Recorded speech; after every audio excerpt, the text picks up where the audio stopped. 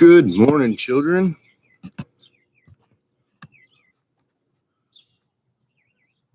Gonna have a nice, easy morning today. Getting some flags ready for staying. See, this one here has been shaped, charred, sanded a little. And at this point, I clean them up, see where I'm at on them, and go from there. Most of these are going to be pretty much completed. There's a few details I want to do on some of them. Take in some of these ridges that don't line up the way I like, things of that nature. I don't know. Some of them kind of look nice when you leave it alone. Don't mess with them too much and they stay natural. So, yeah, that's what's on the agenda today. This is after a week's worth of carving on 8 different flags. So, let's get going.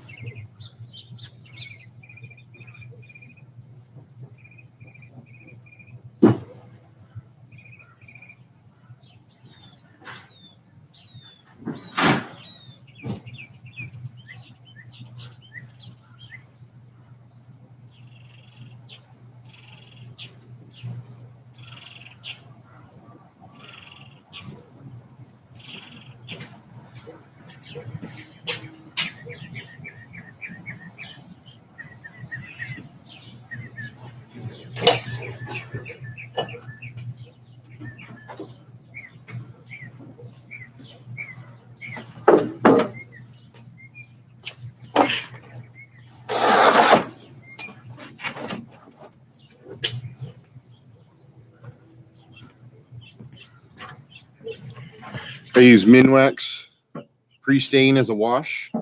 These are my dedicated buckets for dirty flags. I have separate ones for clean projects that I do.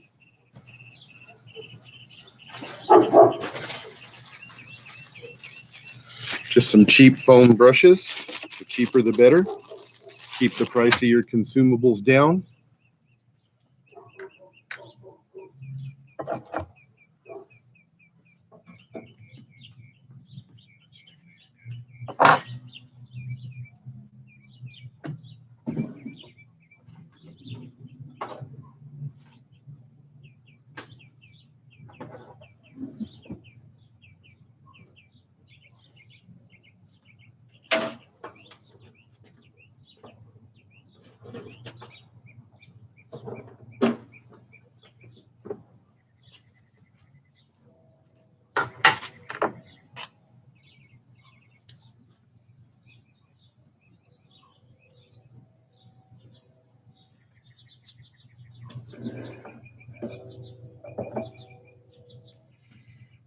Just a little dab.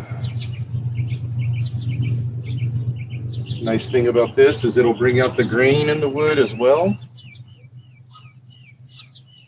Raise it up for you really nice. But what I've noticed it does is not only treats the wood for the stain, of course, that's its job, but it smooths and blends the ash and the charcoal and gives you a more refined look, not so blotchy.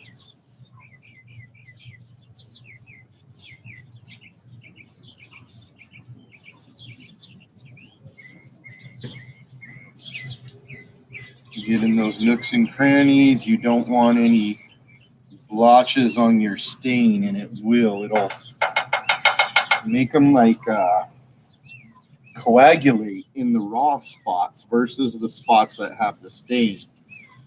When I first started,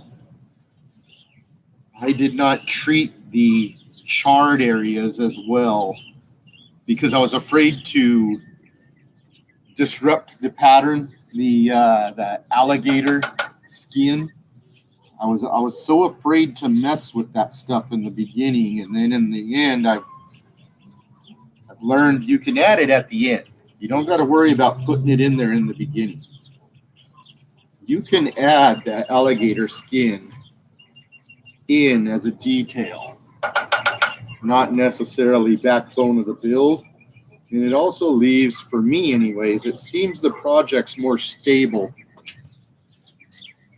if I do it at the end.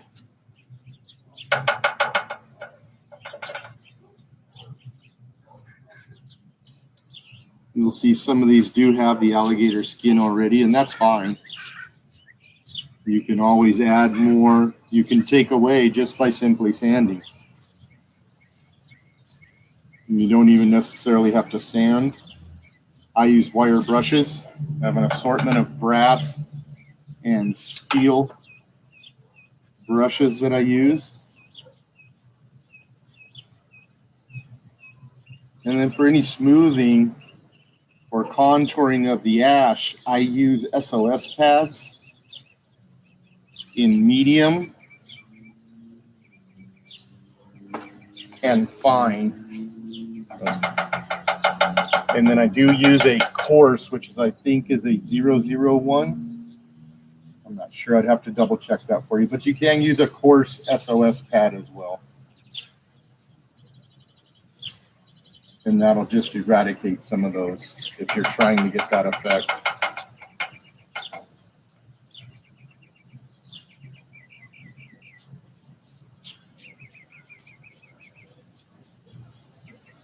One thing the pre-wet or the pre-stain does is as the brush hits some of this ash, it does remove it and draws it. You can see where my blending has become darker. Do keep that in mind. You can always go back and sand and lighten that up. But it will darken certain areas of the project because it brings that charcoal in, almost blends it like a paint.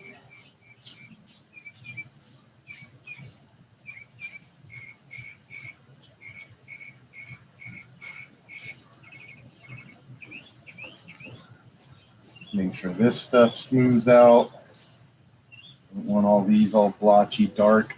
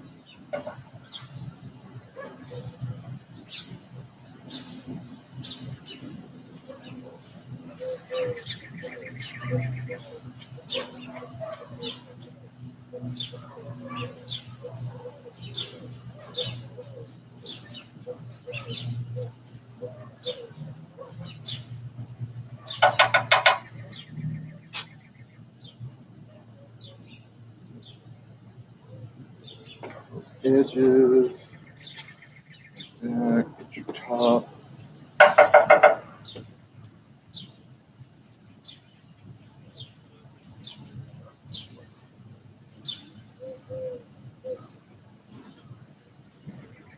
I'll move these clamps here in a little bit, but I just want to speed through these ones. Get these base layers put down. This one actually still has some carving to go. I got to finish pulling in the curl, the top of the curl, the outside roll, I guess. But yeah.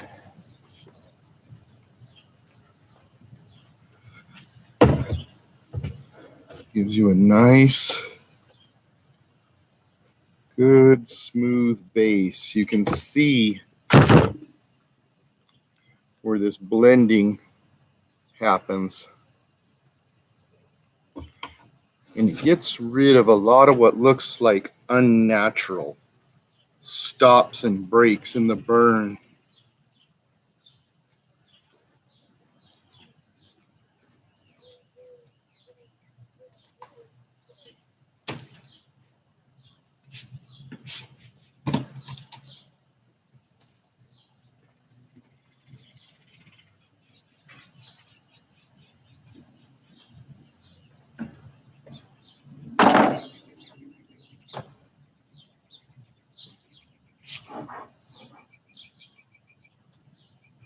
Love this little Works Pegasus table.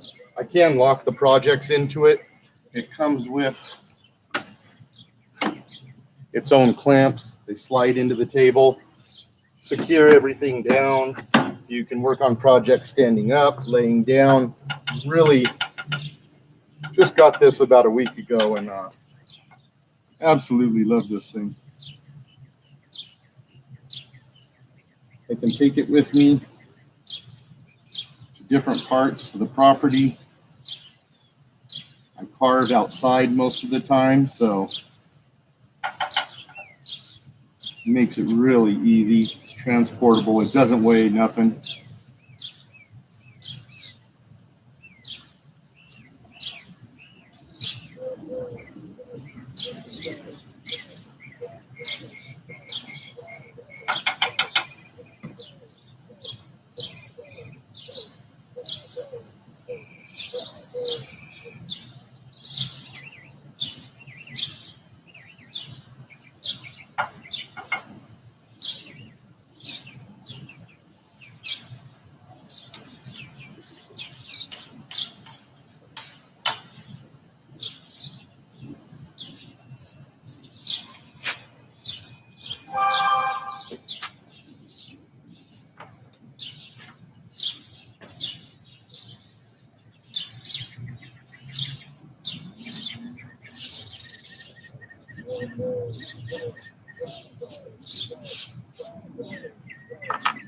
You will go through these.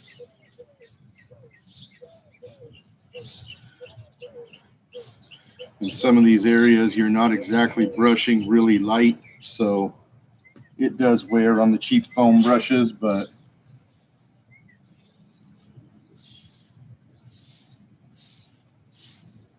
again, for something like this, a little cleaning, I'm not going to spend a lot of money on consumables. Finishing products, your stains, your dyes, that's where I spend my money.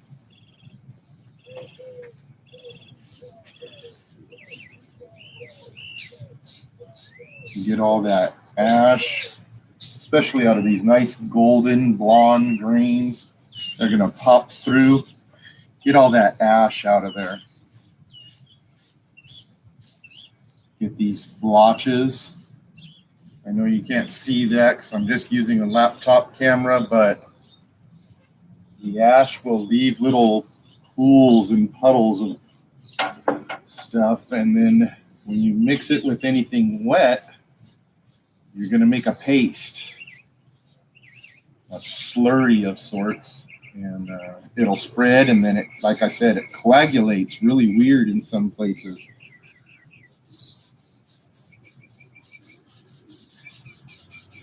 So you want to scrub that stuff out of there. Sometimes it gets hard.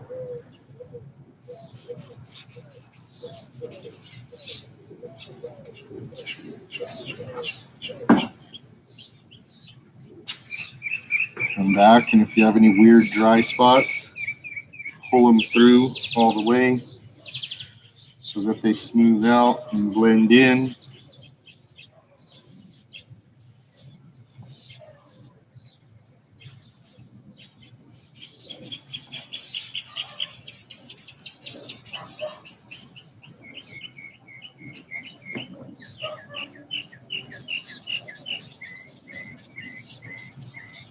The streaks almost looked like pencil marks, but it was soot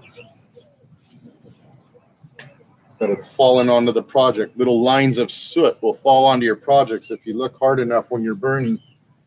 Make sure you get those off. I know most people are sanding. I watch everybody else's videos, but just trying to give my input.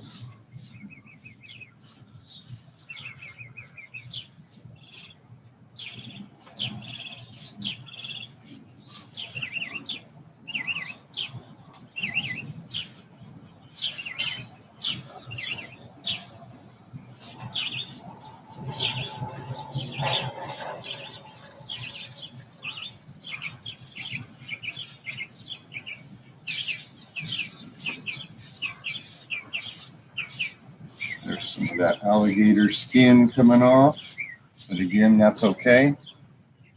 That sponge has about had it.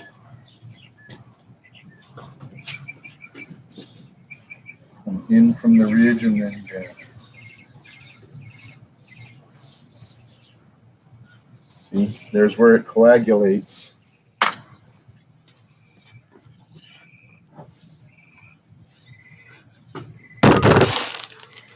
See if I can show this to you. This is that little paste I'm talking about that ash will make sometimes. And then you sand that back and forth, it gets into the grain.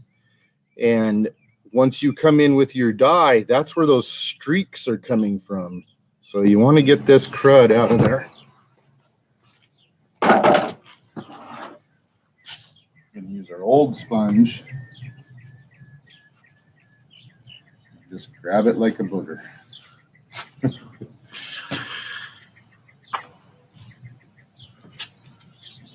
back in, smooth all that out.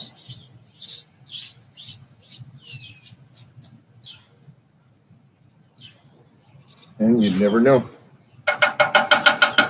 There's some more of it down here.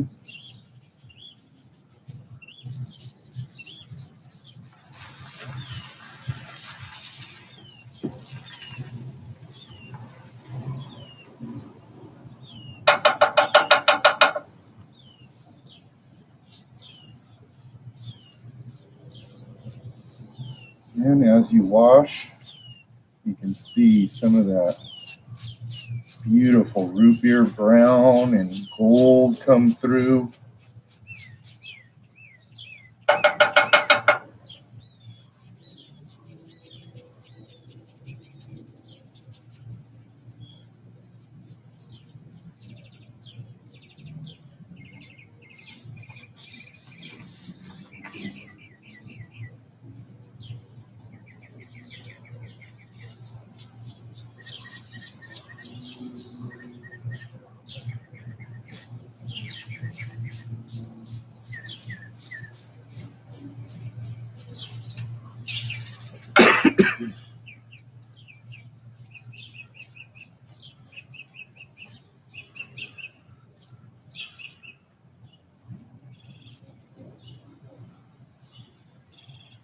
Always a lot of ash in the corners. As you can see, I recess my corners. I pull the corner of the flag out and around.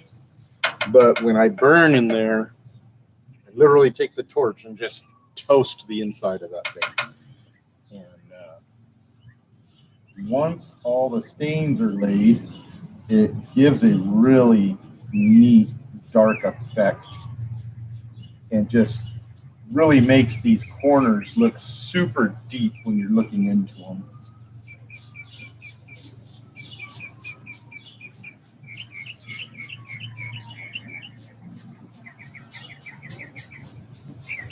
Not just about your carvings, but also your finished product, the colors you use and the way you use them can bring out dimension. It can also fake dimension.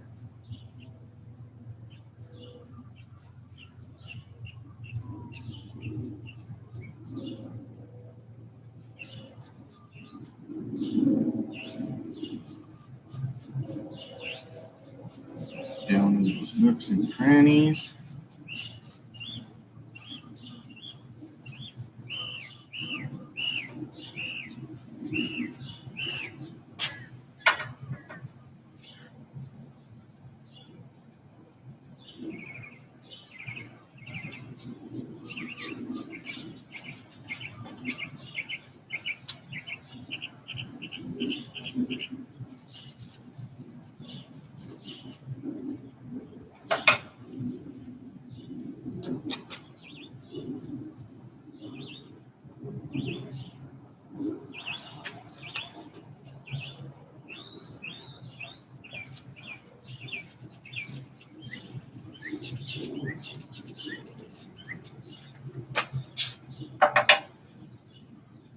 It will soak this stuff up in the places you've carved also. Now I'm carving on California redwood. This is top choice California red. A very light wood, airy, really porous in the first place. So I've used pine. I have flags in pine. But for shipping purposes and to keep customer costs down as well, I use the California red because when it dries very light. So therefore your shipping costs are reduced. Your customers' shipping costs are reduced. The overall value is better. Marketing, marketing, marketing. Always, always, always.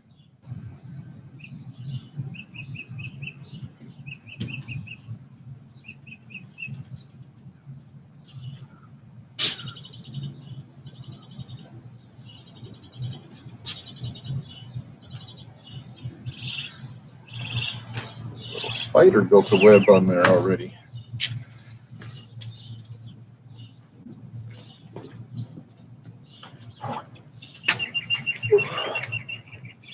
There you go.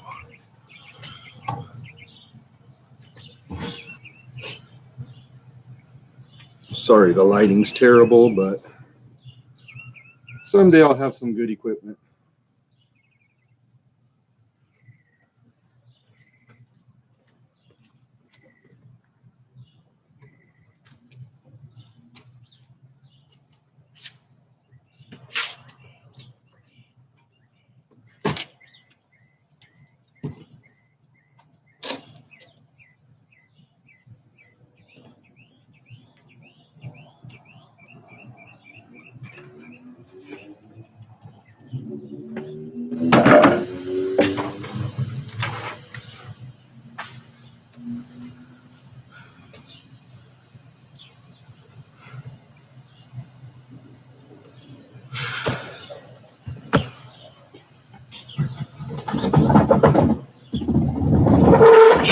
Closer on this process. See if we can shed some light on the subject.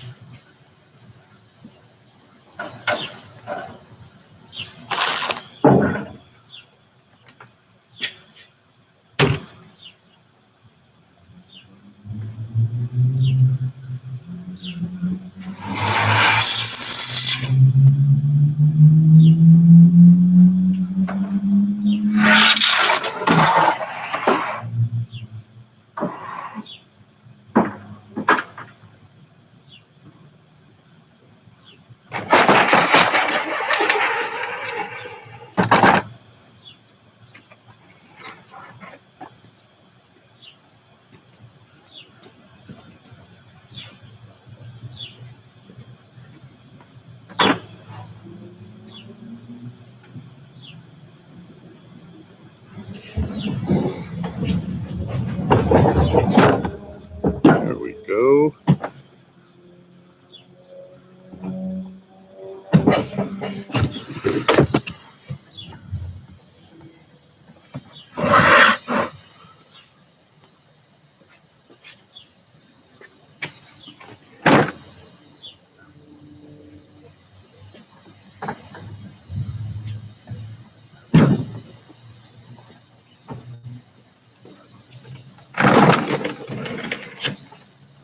There, a little better.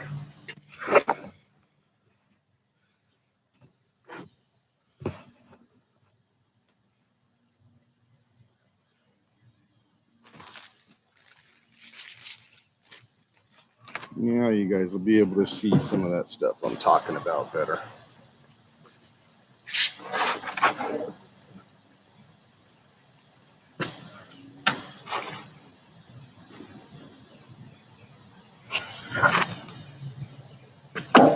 And back to washing.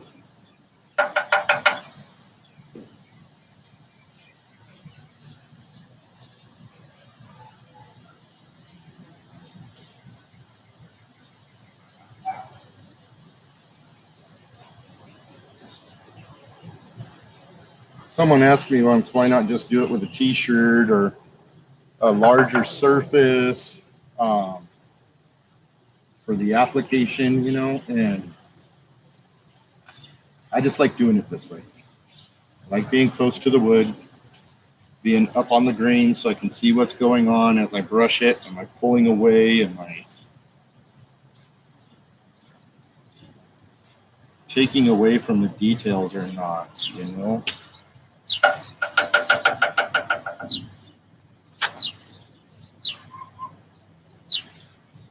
I guess it's a intimate moment with an almost finished product. Plotting out your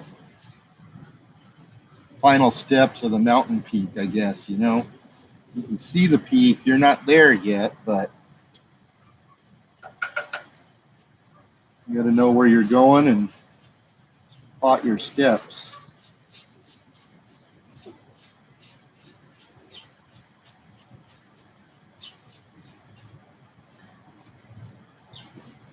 This is usually the point where I'm thinking to myself about the details in paint and stain that I want to achieve.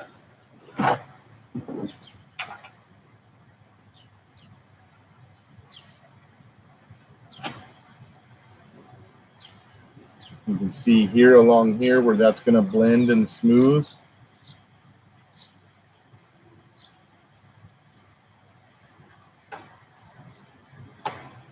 And then any excess ash, we're going to pull out of our light spots.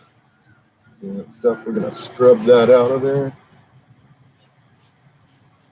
Push it to each side so that it's not in the middle of your top grains.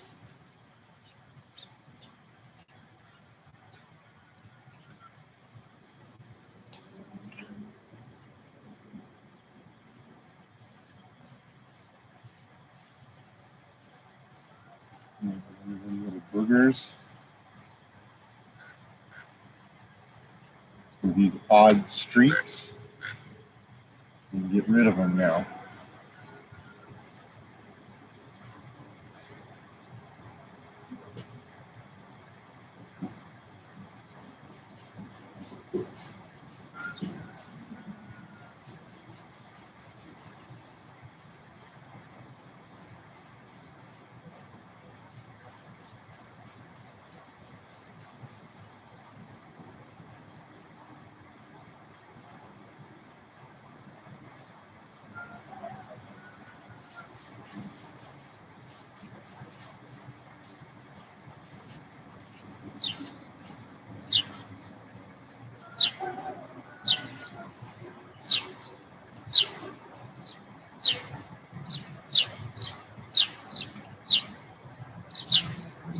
So these big patches like this of the alligator, I like to come in from top down.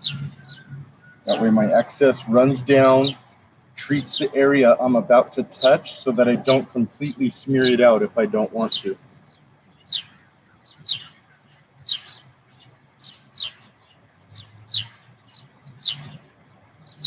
And sections like this, we're going away from the light sections.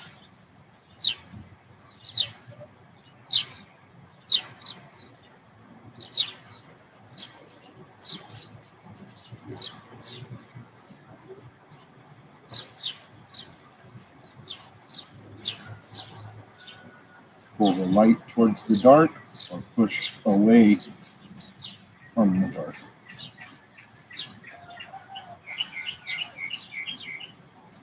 So we get those nice lines coming in and out.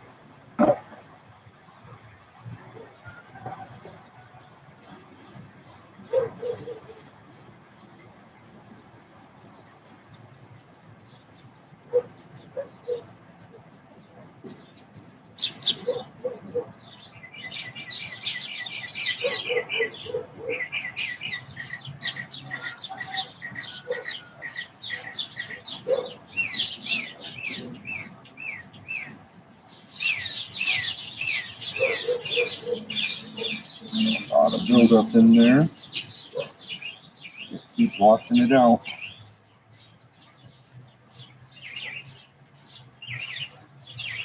And these are the points where I will grab a rag and pull that junk I've collected up.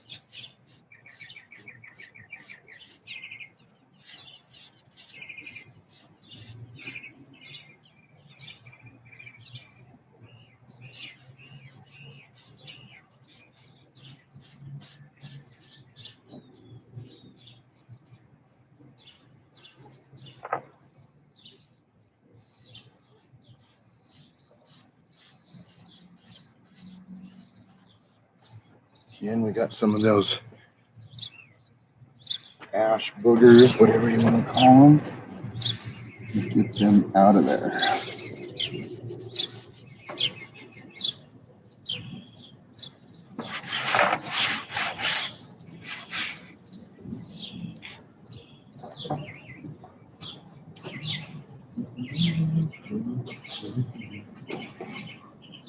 Lost my sponges.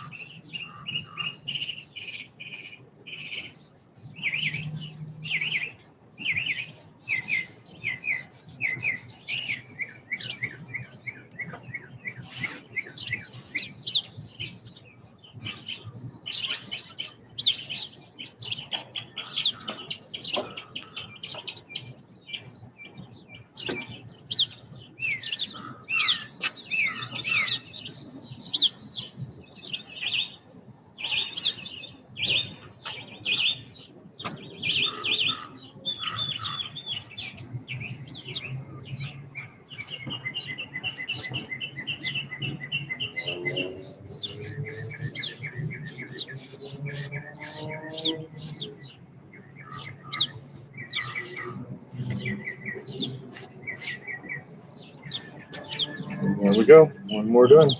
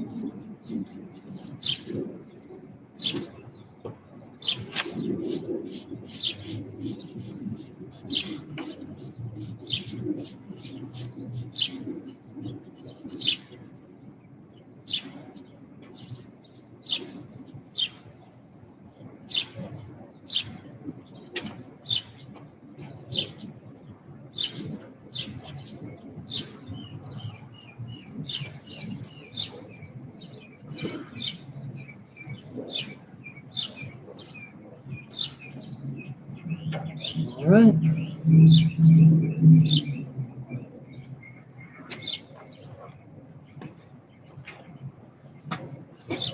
And another one.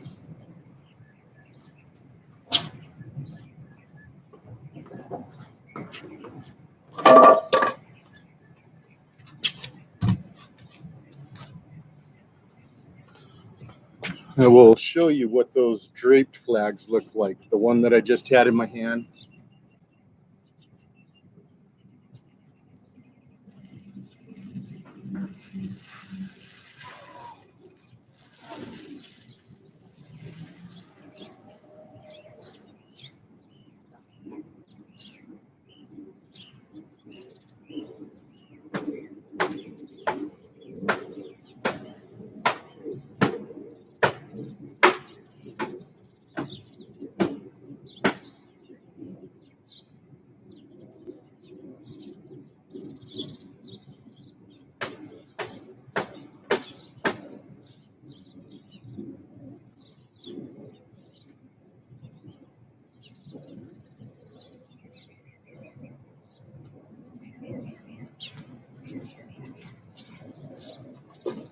So this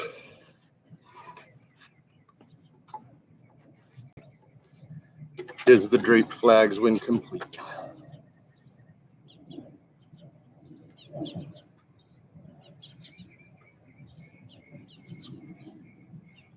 This one has more of a V cut in its draping. Curl right there in the corner.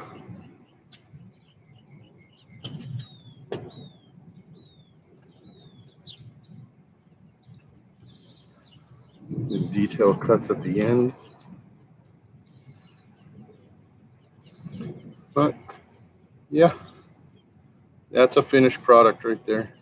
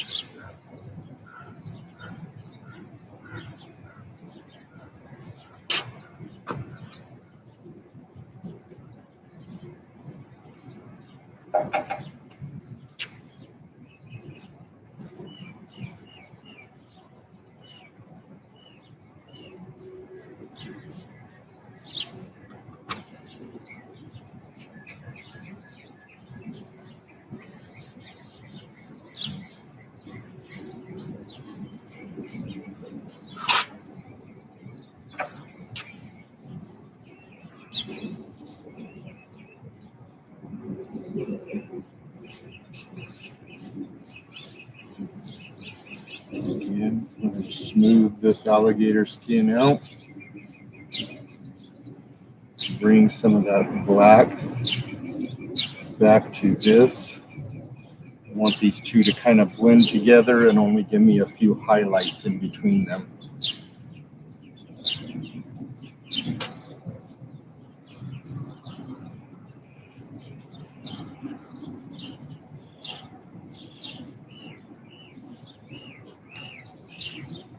The reason I do that on this side, which would be the union side, is because I paint my stars and I want them to pop. So on the darker backgrounds,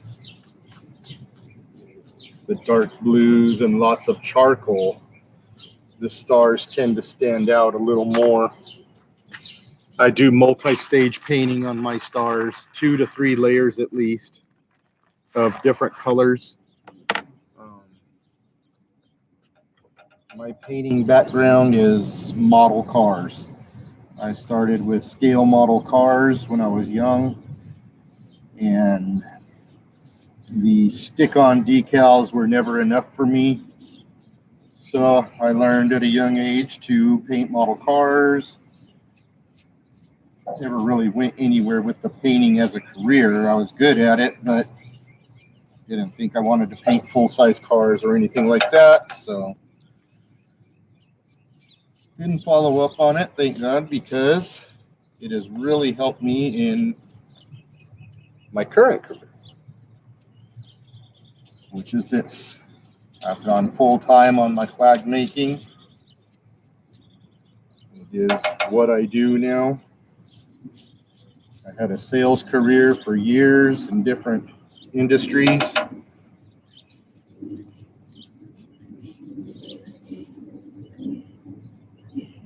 And disability changed all that a few years back.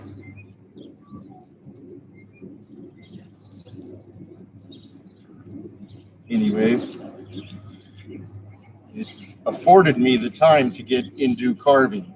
I started doing it as a therapy, a physical therapy. I was going through therapy at the time. And needed some endurance, some stamina in certain regions. I had atrophy in my hands. And the exercise of using a Dremel or a whittling knife or whatever I had at the time, whatever I could get my hands on in the beginning, really helped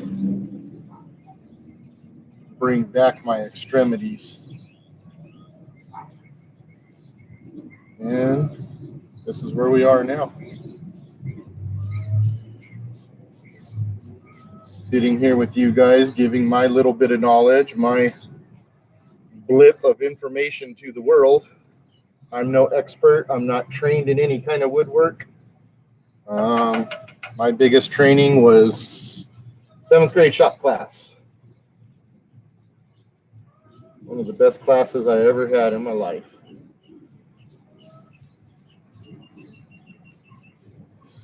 Really wish you could see what the charring of the wood does in almost a bronzing effect of the wood.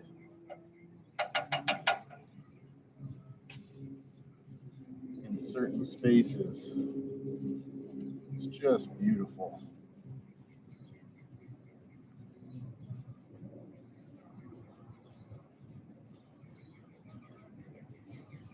The last flag completed was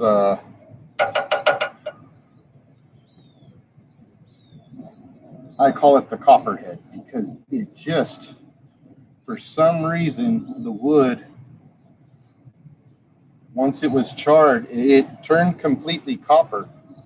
If you look at one of the highlight videos we have, once I learn how to do links, I'll start linking some of this stuff. But if you look back at one of the film shorts, you'll see the copperhead in its pre-stain and paint stage, which I shouldn't say pre-paint. I will paint these at this stage. Once this is dried and I got everything down, I will paint certain areas to highlight. Excuse me. I like to come in with metallics. And I use paints that are infused with real metal. I don't buy cheap metallic paints that are infused with plastic. Go out, get yourself some good Rust-Oleum. Krylon makes a Fusion brand now. They have real metallic flake in them. And try to buy as much made in the USA as you can. But that metallic base does some absolutely beautiful things to the stains and gels that you put afterwards.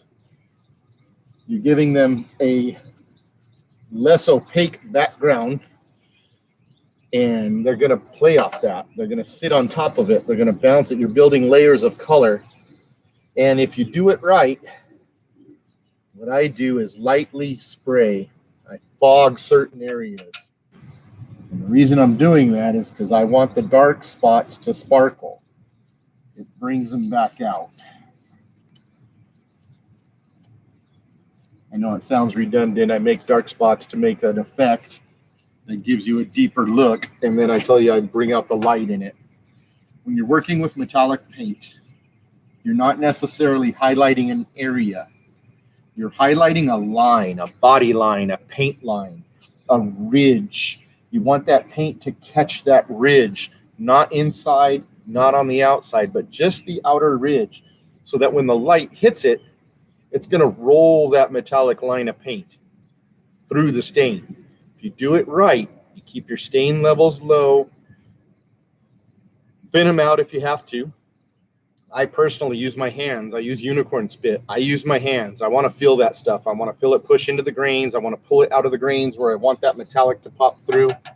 And for me, basically finger painting is best.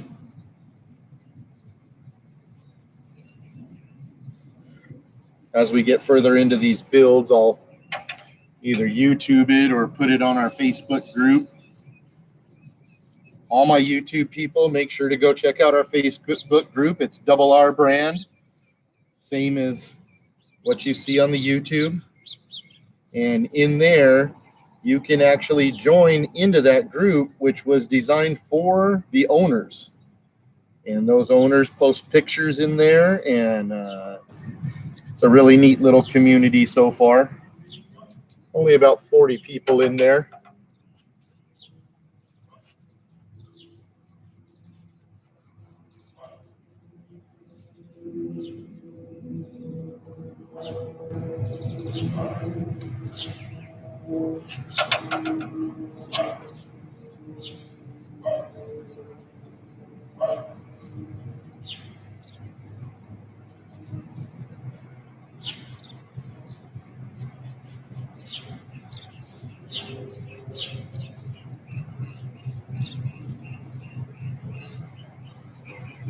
So again, what we're doing here is cleaning the surface.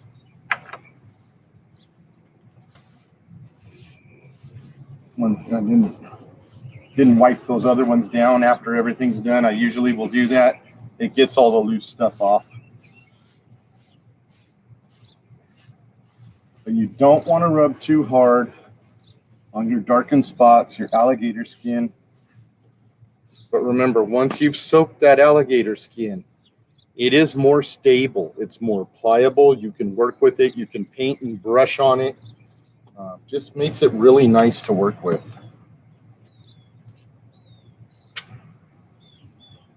And again, you're making this surface better for the stain. It's the ultimate goal here is to get that stain to adhere to a nice, smooth, evenly treated surface.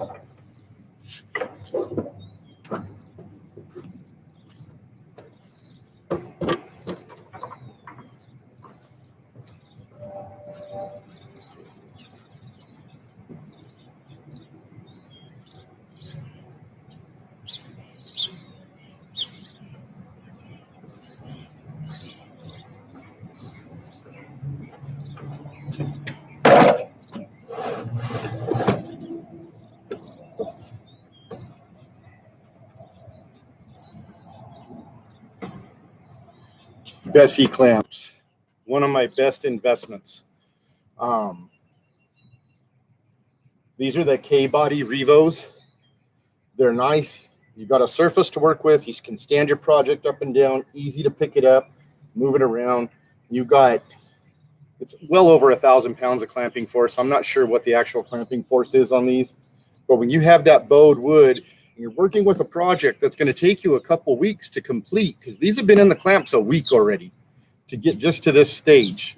This is a lot of carving, but it's going to straighten wood out as it dries. As you carve into your wood, you're releasing that moisture. That wood's going to dry out faster, and it's going to do a lot of weird things. We all know that. These flags are rustic. As much work as I put into them, they're still a rustic flag. I want them to move. I want them to twist and warp over time, but it's got to be controlled. You got to know what's going on with your project. I glue and screw every one of these, but I make sure they get enough time in the clamps to take out some of those bows. Make sure your grain is cupping one way to another way when you have a bow. so that when they come together, those grains are cupping together and forcing each other in.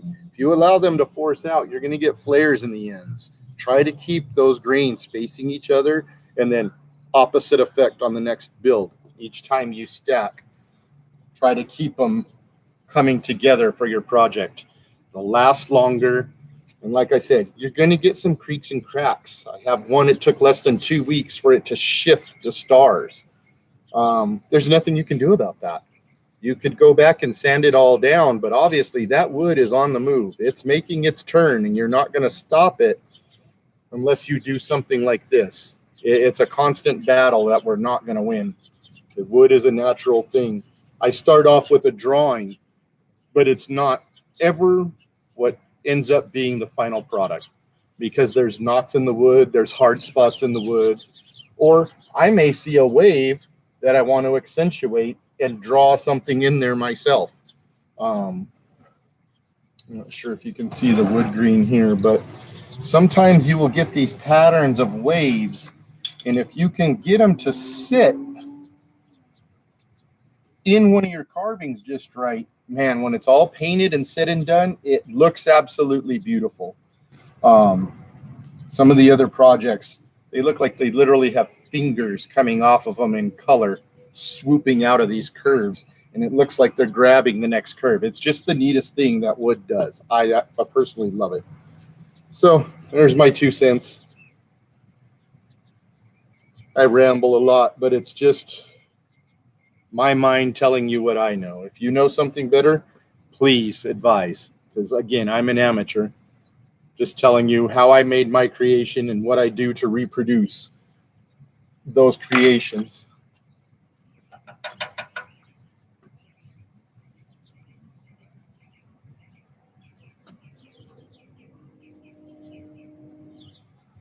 I think some of the best artists probably have no business working with the medium they end up working with.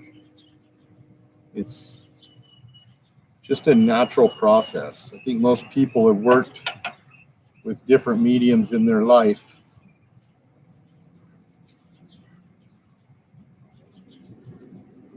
You never know where you start. You never know where you're going to end. That's between you and your God.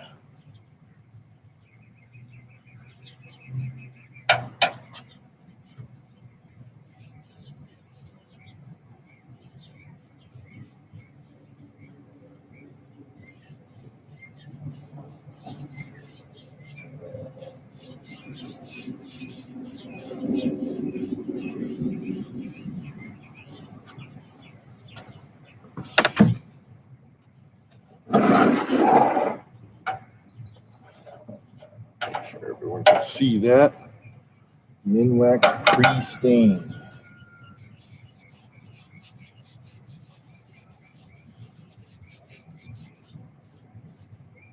See, spots like this, where it was just black a minute ago, that's what we're scrubbing away. Is those grains that are going to pop later on.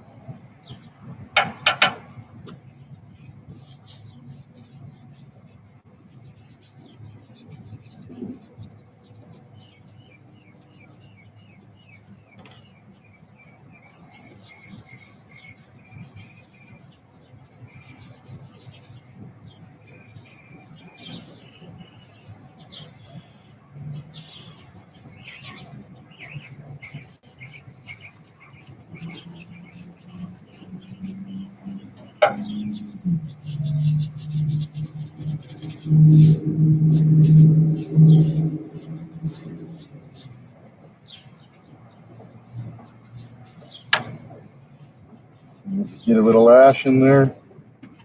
Just use your rag. Be careful.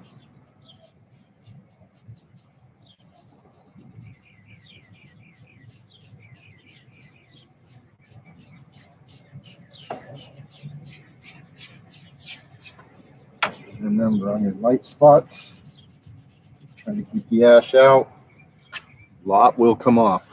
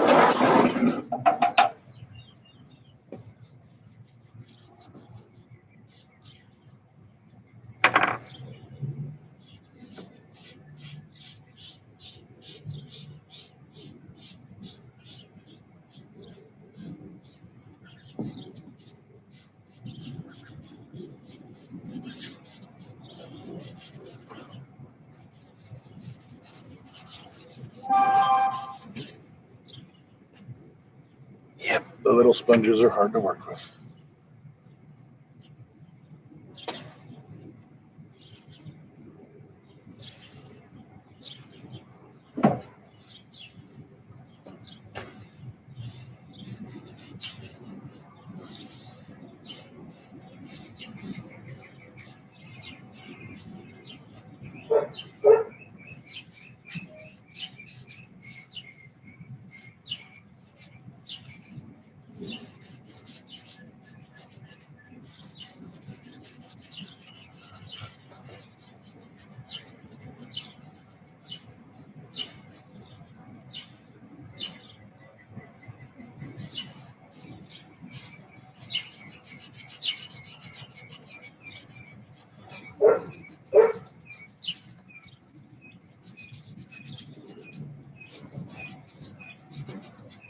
Again, if it gets too dark, just keep scrubbing.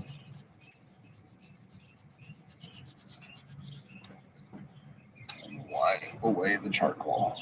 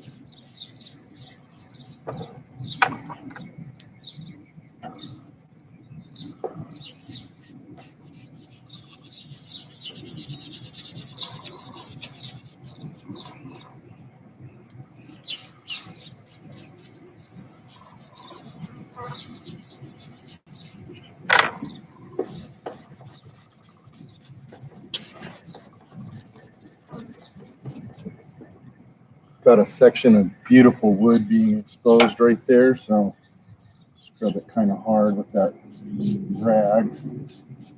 Get that grain to pop out.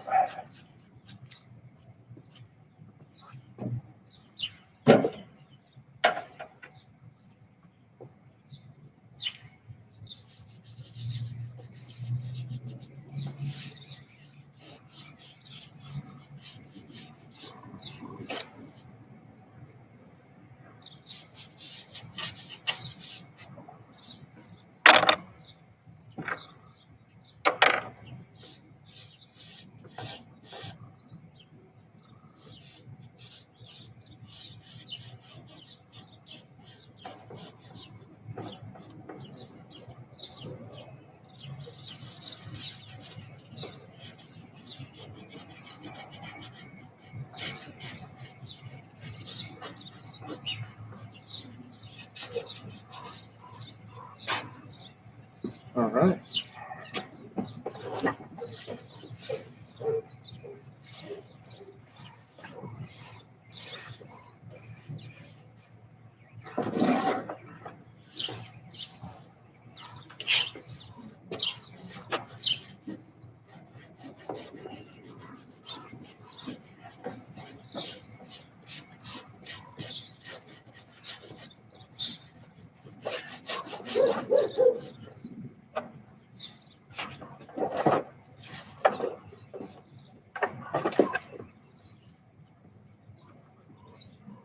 Hope you can see that almost metallic hint that it gives the flag.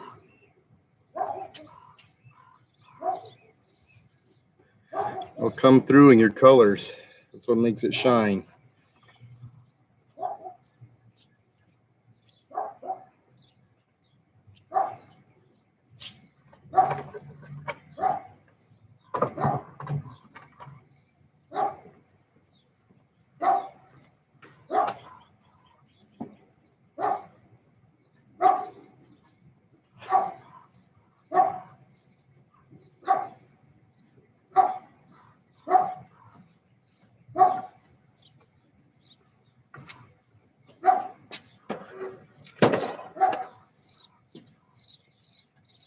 This one has actually already been done once and then sanded. As you can see, it's a lot lighter than the other flags already. It's gone through its second sanding.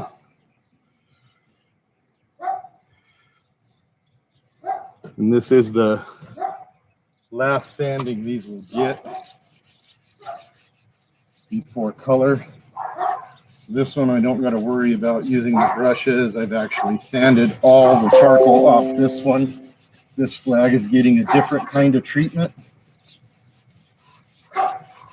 However, it is getting stained and painted, so it gets the pre-stain treatment and wash as well.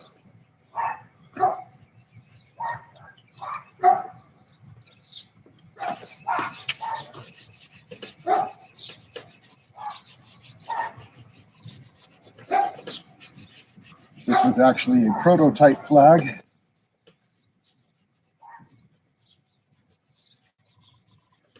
Prototype to what? You don't get to know yet. Gonna be a surprise.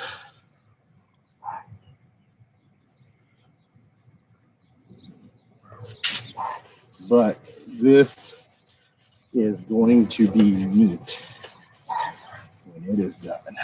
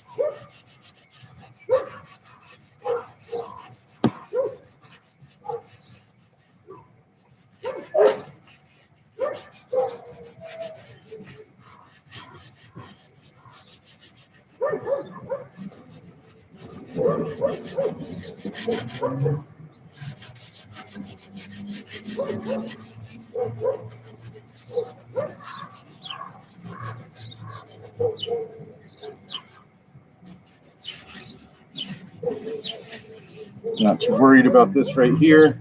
That's actually a footer that I'm going to cut off anyways. So, but there we go. Again, Minwax pre-staining conditioner is what I use to wash my wood.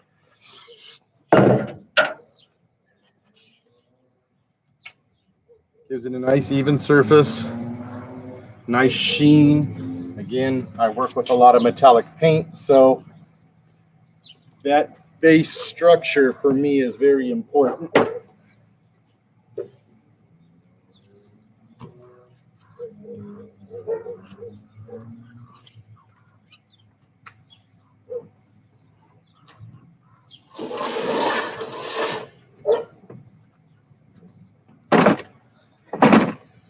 So here's that first one that we did. It's got a chance to dry a little bit.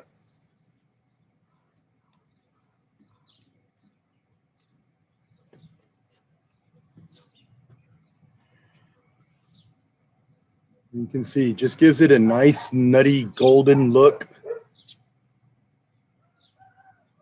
Lots of root beer in there. You can see here what I'm talking about. Bring those grains together. Make them cup towards each other anywhere you can. Not saying I always do it. No one's perfect, but as much as I can, I try to get those grains to turn into each other. So these will dry about 4 or 5 hours, if that. Some of them have already been treated once. And then we will come back in, burn once more, just in case we need to darken anything in there. Some of them I did see some spots I want to bring back into the darker tones, so I'll hit them with a torch again. Be very careful. Do not hit these with a torch after you've pre-stained them. Give them time to dry. They will go up in a fireball. Ask me how I know. Now, it will give them a nice even burn. That is the one nice thing about it, is I did catch one on fire. When everything was said and done, the burn was very even. The edges were singed in a natural way. Something I couldn't recreate with a torch. I don't recommend it. It was an uncontrolled burn. Luckily, the end result was very, very awesome. So, you know, take it for what you will. Anyone who's carving flags isn't following the rules anyways, because the tools we used to do it are not what those tools are made for. So, again, I'm going to let these dry. I'll come back in, hit them with a torch, and then at that point, we start carving the lines. We start getting into the details on the lines, figure out where the battle scars are going to go, and start to plot out the final project or final finish of the project. So hope you guys enjoyed laundry day at the shop. We'll see you on the next one.